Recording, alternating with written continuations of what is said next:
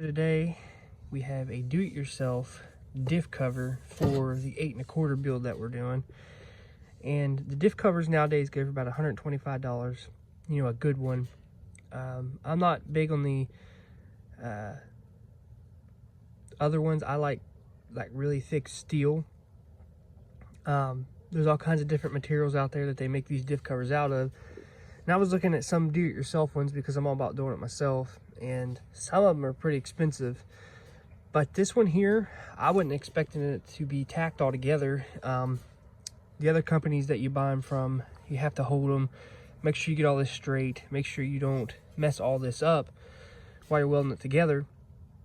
So this takes all the guesswork out, and you just got to run beads all around this stuff. And I got this from Dr. Z Fabrication, I believe it is, off of eBay. I run some stuff of his on my Jeep, and I've been really impressed with his products. Everything that I've ever gotten off of him has been way overbuilt, and that's why I like this. So what we're going to do is go ahead and run the beads and weld all this stuff together. It's super self-explanatory. Like I said, I didn't know it was going to come all tacked together.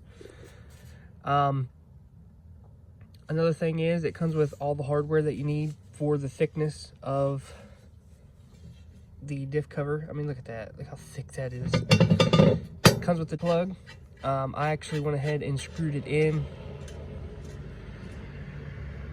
Why I'm going to weld it just loosely, because I don't want no slag or anything dropping in there and messing up the threads. So let's go ahead and get to it and start laying beads on this diff cover.